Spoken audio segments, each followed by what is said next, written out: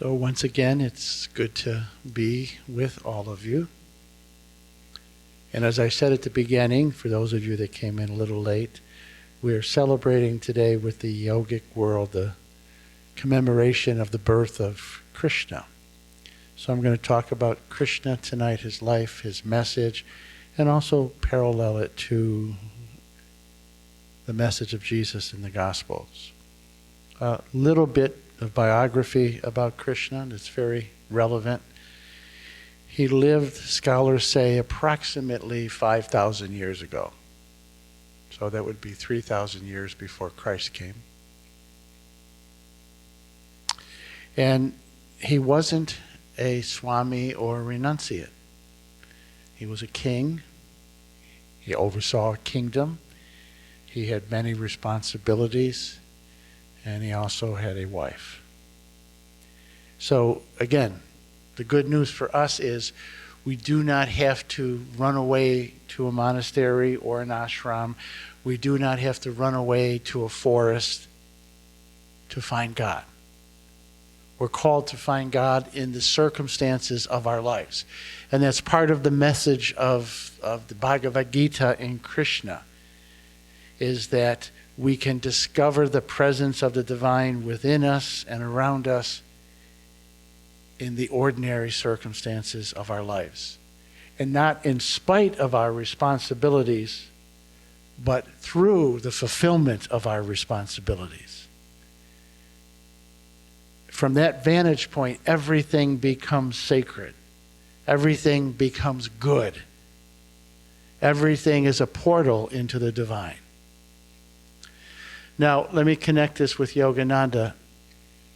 Yogananda said that the fundamental reason he came was to help people experience God communion, God union, through the revival of the original teachings of Krishna and the Bhagavad Gita, and through the original teachings of Jesus in the Gospels.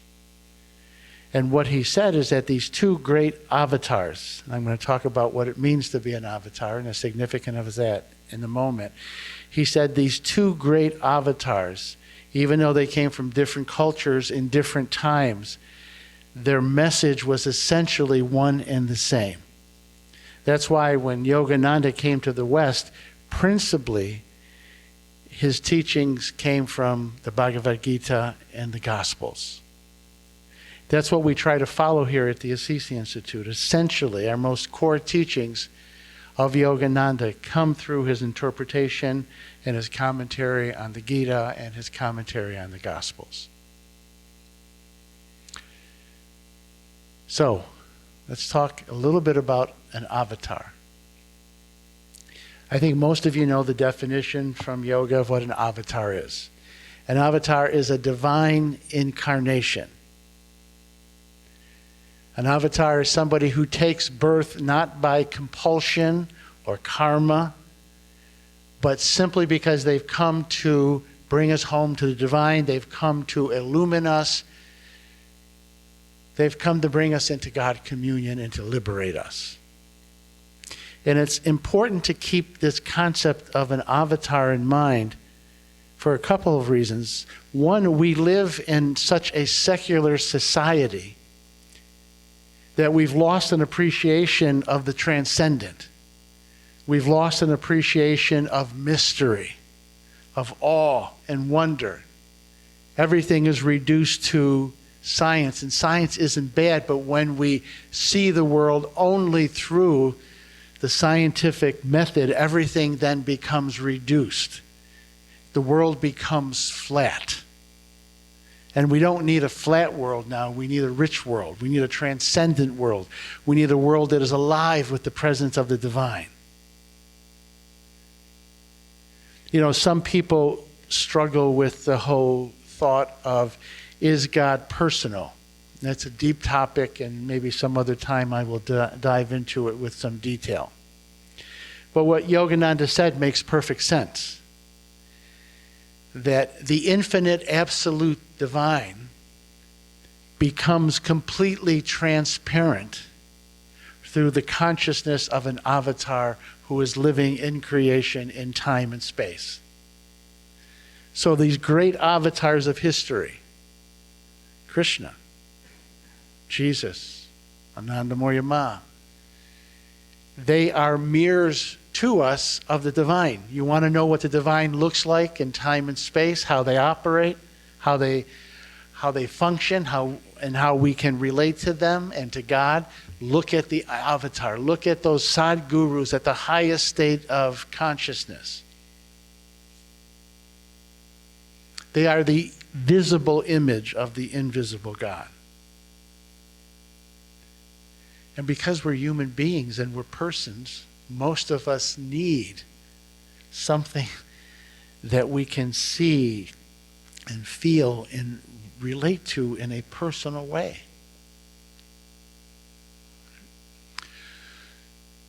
So let me dive into some of the message in the life of Krishna. And mostly I'm going to be centering it in the Bhagavad Gita. The Bhagavad Gita is part of a whole epic called the Mahabharata. But it truly is a profound scripture. But I'm going to start with a story, a parable of sorts, that really captures, in a sense, the essence of the Bhagavad Gita and spirituality in general. So there was a sweet widow. Her husband had died, and she had a young son, and they were poor, and she worked very, very hard to take care of her son. And it was very important for her to give her son an education. But she didn't have a lot of money. And she heard of a school a little bit of a distance away that took kids that came from impoverished homes. So she took her son to this place, but she had to go through a forest. The forest was thick and dark and filled with wild creatures, kind of frightening. But she took him by the hand, and she got to the other side, and she went to the school, and she essentially begged them to take her son, and they said, okay. So the next day, as she was getting her son ready for school, he said, Mom, you want me to walk by myself? Well, she said, I can't go with you. I have to work. He said, I have to walk through that forest, and it's frightening. And there are wild animals, even tigers. And the mother said, what am I going to do? So she made up a story. She said, when you're walking through the forest and you hear wild animals and you're scared, all that you have to do is call out Govinda. And this little boy, dark skin, dressed in blue, with his flute, will come and comfort you. He lives in the forest, and he's got it all under control. So sure enough, he's walking through the forest, and he's scared. And he starts yelling, Govinda, Govinda. And his little boy, again, dark-skinned, with a flute, comes. And he said, it's okay. It's safe. I'll take care of you here. But before you go to school, let me play my flute with you. And maybe you can play marbles with me for a while. And they did. And every time he went home from the school or to the school, he called out Govinda. Govinda came, and he would play the flute for him. They would play together, play marbles, and Govinda kept him completely safe. Now, the little boy told his mother about this, and of course she just thought, well, he's got he's a little boy with a big imagination, but it's nice. Well, one day they had a special event at school that everybody was supposed to bring a gift to the teacher at the school. And the little boy said that to the mother, and again, they were very poor. And the mother said, oh, I don't have anything to give you except this little silver cup that a rishi gave to me, a holy person gave to me. And she said, I'm going to go next door. The people have a cow. And I'm going to steal a little bit of their milk, and you can take the cup of milk to your teacher. He said, okay. So he's going through the forest, scared again. He calls out, Govinda, Govinda. And little dark-skinned boy with the flute came to him, dressed in blue. And he said, what do you have there? He said, well, this is a cup of milk for my teacher.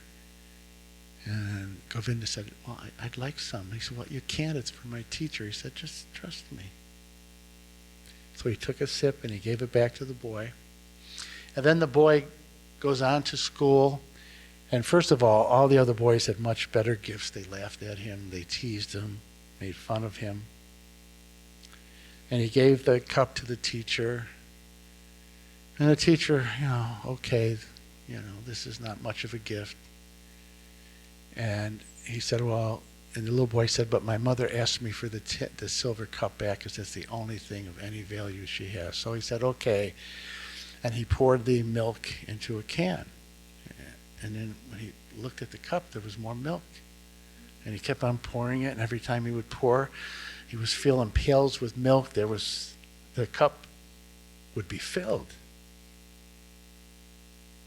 And finally the teacher, after 3 or 4 pails of milk, the teacher said to him, what is this magic? Is your mother a dark magician?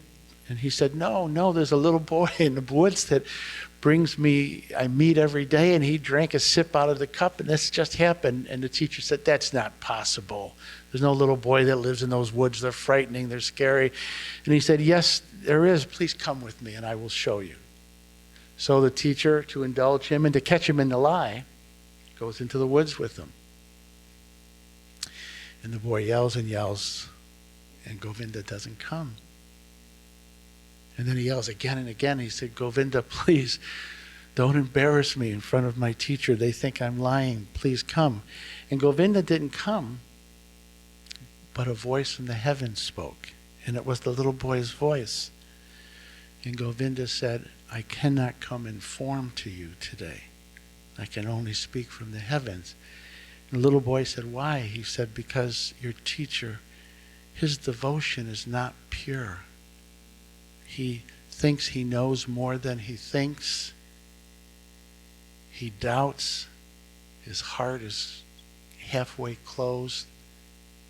I can only come in form to someone like you who has pure devotion.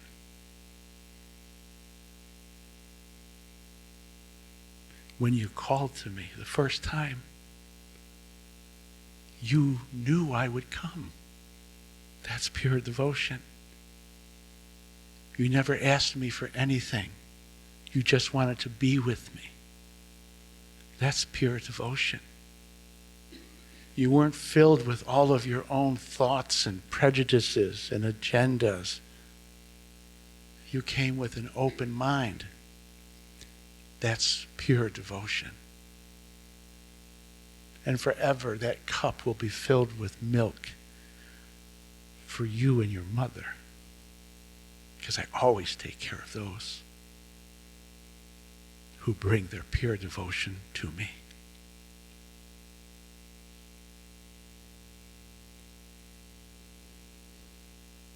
That's the essence of the Gita. And that's the essence of the gospel. What did Jesus say? As you become like a little child, pure with devotion, then you can enter my kingdom. So I want to talk about what this pure devotion looks like in the context of Krishna's life and his teachings. The first thing, we have to keep spirituality real. Life is difficult. Life is hard. Yogananda says, from the moment of conception to our last breath, it's a battle on every level. Physiologically, genetically, environmentally, socially, psychologically, and spiritually. So, in the Bhagavad Gita, where does Krishna show up? He doesn't show up in a temple, nothing wrong with temples. He doesn't show up in a church, nothing wrong with churches. There's a battle going on, and he shows up in the very middle of the battle on his chariot between the two armies. So again, what does pure faith, that childlike faith, have to do with that image? It's believing that whatever situation that we are in, whatever battle we are in, whatever challenge is coming our way, whatever disappointment is coming to us, whether it's physical illness, whatever it is, God, Krishna, the Christ consciousness is in the middle with us. We never fight the battle. We never engage the battle on our own. We engage it with God, with Krishna, with Christ, with the Guru. They are in the middle of everything. That's the symbolism of Krishna and his chariot sitting between two armies. And again, if you want to find the Christian parallel, you have the cross in the middle of this excruciating suffering. Where is God? There. That's pure faith. So let me give this some teeth. I may have told this story before. You know, I have a set of foster parents. In addition to having me, they have had 6 of their own biological children, 2 of which have died, premature death as adults. Now don't misunderstand me. They went through grieving, they were sad, but they're people of deep faith. And probably about a year ago, I said to my foster mother, how did you, and I refer to my foster father as Dad, how did you and Dad go through this? Like, I know you grieved, I know you're sad, but you never crumbled. And it was very simple, like the little boy in the forest. She had pure faith. She said, this is God's will. It's not what I want. It's not what I would wish for. It's not what I prayed for. But I know God is in this. And I know it's serving a higher purpose. And I know I will be reunited with them again. This is just temporary.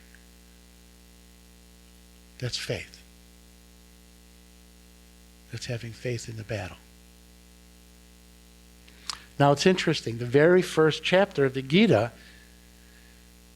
is called Despair. The Gita of Despair. So again, I just want to keep this real. We're going to lose faith at times, like Arjuna. He's the main character in the Gita. And Gita is mostly a conversation between Arjuna and his guru, which is Krishna. And Arjuna is filled with despair because he's a general in the army. And again, it's a metaphor for the spiritual life, for the spiritual battles we go through. And Arjuna is a general, and he's going to have to go to war against some of his kinsmen because it's really a civil war. There's a civil war inside of us. And sometimes we have to let go of things that we don't want to let go of. We have to let go of our projections. We have to let go of our stories. We have to let go of our beliefs about how our life should unfold, who we should be, how we should be. We have to let go of those stories, but we're afraid to let go. That's the battle.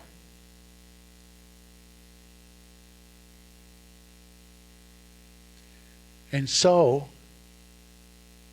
Arjuna goes to his guru. And this is part of that childlike faith. We have to be willing to ask for help. The primal sin of humanity, and I'm not trying to make anybody feel guilty, but I want you to hear what I'm saying. Besides ignorance, it's pride. What is pride? Pride is saying that I can conquer life all on my own. I can be like God without God. We are meant to live like gods, but we're meant to do that with God and in God. And so we have to be willing to ask for help. Sometimes the help comes through, the Krishna comes through other human beings. And sometimes it'll come through a spiritual community. It comes through prayer. It comes through meditation. But we have to ask for help. Those of you that are in the 12-step programs, you know what I'm talking about. The first 3 steps are about powerlessness. But it's admitting that there's a higher power that's bigger than you that can restore you to sanity. So just like that little boy in the forest had to ask for help, we have to be willing to ask for help, because otherwise we are always in over our head. Even when we don't think we are in over our head, we are in over our head. Just give it time. And then there's a very sweet, sweet line by Krishna.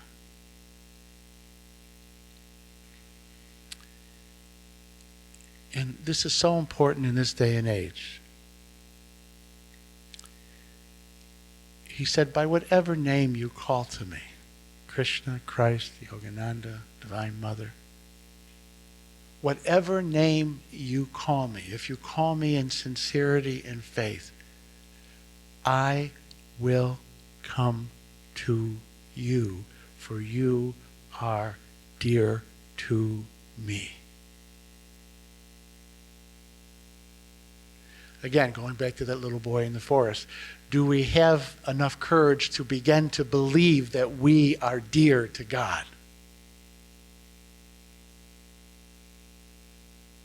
St. Bonaventure said, God's circumference is everywhere, and his circumference is nowhere, and his center is everywhere.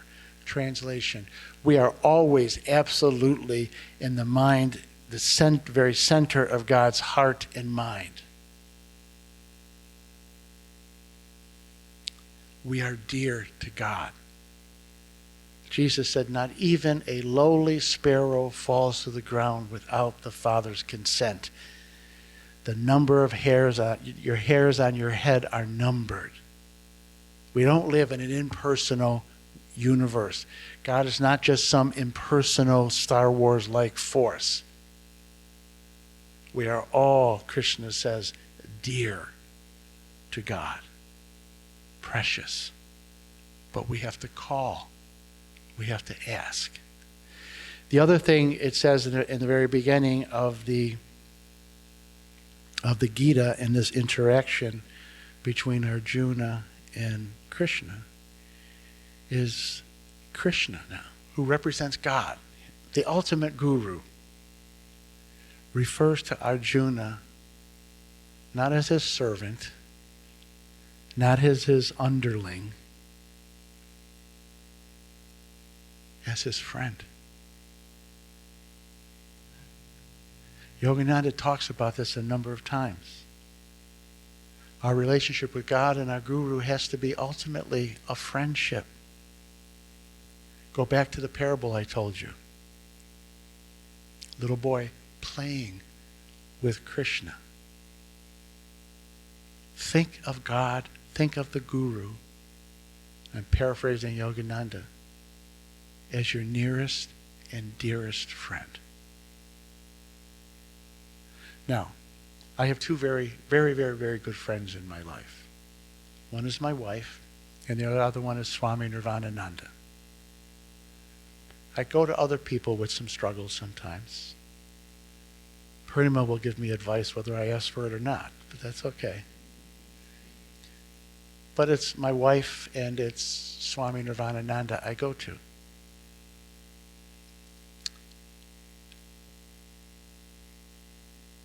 But more deeply, I go to Yogananda. I go to Francis. I go to the Divine Mother. Think of your best human friendship. Multiply that by infinity. That's the kind of friendship that we're meant to have with God and the Guru. I've told this story before. Many years ago, I was going through a struggle, and I have my altar, and I have a big picture of Yogananda sitting there, and I just said to Yogananda, I said, it's not really fair. When Roy Eugene Davis, his direct disciple who ordained me when you were in the body, you told Roy he could come to physically talk to you anytime he needed. Well, I can't do that because you're not in the body. And his little intuition came to me and said, yes, you can. Talk to me. And that began a whole nother wrinkle in my relationship with the Guru. I talk to Yogananda like I'm talking to you, only I try to listen a little bit more. Think of God as your friend. Think of the Guru as your friend.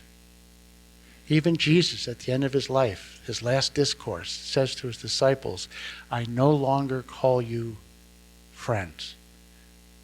Or I no longer call you servants. Because a master doesn't reveal his secrets to his servants, but I have shared with you my secrets. God and Guru want to share with you the secrets of the universe, the mystery of your life, the mystery of life itself. Go to them as a friend. Yes, obviously, have a level of reverence, but go as a friend. Speak to the Guru, God, as a friend. Two other things and then I'll close. Part of the heart and soul of the Bhagavad Gita is the teaching that we have to fulfill our duties. There's no escape. In the story of the Bhagavad Gita, Arjuna kept on wanting to get out of it. And Krishna would say, no, you got to fulfill your role in this drama. But he said, if you give the fruits of your work, the fruits of your labor to me, you don't stay attached to it. You give it to me. You're not attached to whether you are successful or not. There's no karma. Give the fruits of your labor to me. Do everything for God. And you're free and there's no karma. I'm going to make that very practical. We're all invested in certain things, and it's okay to be invested in things. Had a conversation with somebody this week, a person that I think has been a superb parent to their children. Superb. And their children aren't so great. They have problems. And what we both reflected on is that's none of her business, really. She did the best she could, and then you give the results to God. Then you're not carrying the burden anymore. Do you see the difference? Mother Teresa said, God doesn't want success from us necessarily. God's not invested in us being successful in the world's sense of being successful. What God wants from us is faithfulness. And we give the results to God. Even your own spirituality, even your own evolution, is not on you. The more you think it's on you and the more you try to map it out and create it and grasp at it, the more elusive it becomes. Your job is not to have a good meditation or a bad meditation every day. Your job is just to meditate. Give the fruits of the meditation to God. Give the fruits of your evolution to God. And then you will evolve on a much quicker and more intense path than when you're always analyzing whether you're doing it and taking responsibility for it. We're not even responsible for our own spiritual realization. Just the effort and the faithfulness. And the last thing that Krishna says, and again, parallels everything that Jesus taught. He said, you are dear to me, and I'm paraphrasing, but it's pretty close word for word. He said, you are dear to me if you hold enemy and friend alike in the same love. Okay? That includes President Trump, if you're a Democrat. And if you're a Republican, that includes Biden. I'm trying to make this real. You don't have to like him. You don't have to vote for him. You are dear to me when you hold friend and enemy in love alike.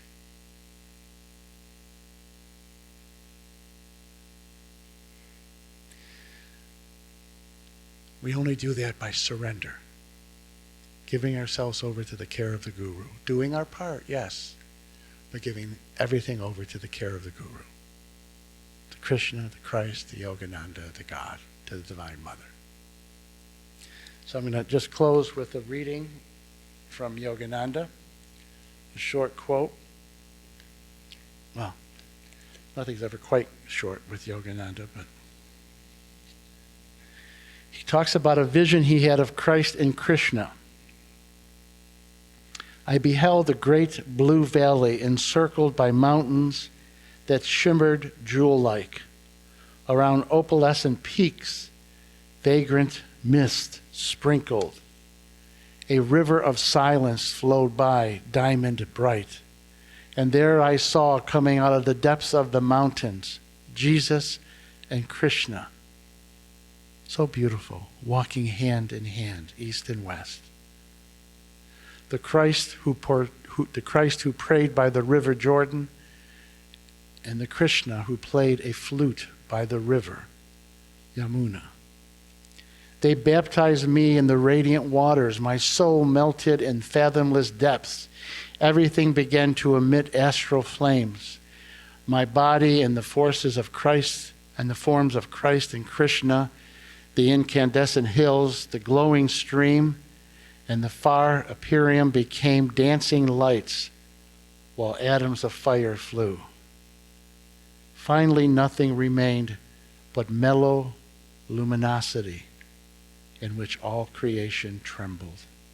O Spirit, in my heart I bow again and again to Thee, eternal light in whom all forms commingle. Leave you with this image of Krishna. He's often seen as playing a flute. That's us surrendered to God. We're the flute. But God is running our lives. God is the doer of our lives. And just as Krishna blew air through the 7 holes of the flute, God and Guru breathe life into our 7 chakras when we allow ourselves just to be a flute in their hands. The divine in me bows before the divine in each one of you.